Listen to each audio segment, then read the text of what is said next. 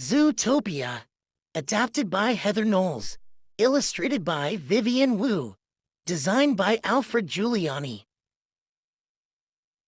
Zootopia was an amazing city.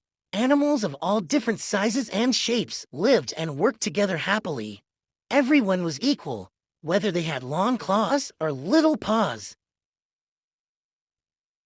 Even a small bunny from a farm in Bunny Burrow could achieve her dream job. Judy Hopps was the first bunny ever to join the Zootopia Police Department. Judy hopped with excitement as she waited for her first assignment. But when Police Chief Bogo handed her a machine for issuing parking tickets, her ears fell. She wanted to solve crimes, not be a meter maid. Still, Judy wanted to do a good job. Her sharp hearing alerted her to expired meters, and she wrote hundreds of parking tickets before lunchtime. At noon, Judy headed to a nearby cafe for an elephant-sized treat. There she met a little fox who was desperate for a jumbo pop.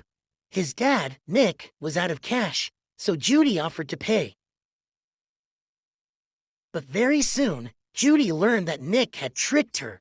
He melted the jumbo pop to create smaller popsicles. Then he resold those for a big profit.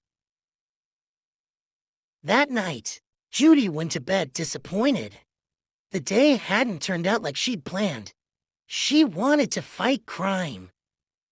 The next day, Judy got her chance. Mrs. Otterton's husband was missing, and Judy offered to take the case. Assistant Mayor Bellwether agreed, and Mrs. Otterton was so grateful, but Judy had only 2 days to solve the crime. Judy learned that Nick had seen Mr. Otterton recently. She convinced the fox to help her by pulling her own trick. She used her carrot pen to record him talking about his shady business deals. Reluctantly, Nick helped Judy gather clues all across Zootopia until they reached the Rainforest District. The plan was to question Mr. Monches, the last animal to have seen the otter. Nick and Judy found Mr. Monches, but something was wrong with him. He had gone wild. Nick and Judy worked together and escaped. They were becoming friends. Both of them wanted to solve this case and prove they can do important work. Judy also knew how to find their next lead. Using security camera footage, she led Nick to a scary building on the edge of town. Inside, they found more wild-eyed animals, including the missing otter. Why had these animals turned savage? A tip from an informer led Nick and Judy to an abandoned subway station. While Nick distracted the guards, Judy slipped into a subway car. That was also a secret laboratory. Judy saw a ram create a serum using a flower. She learned that the serum caused mammals to turn wild. Nick and Judy grabbed the serum and ran until they were cornered by Assistant Mayor Bellwether. The sneaky sheep had created the serum because she knew that if animals with claws and fangs, predators, became savage, citizens would be scared of them.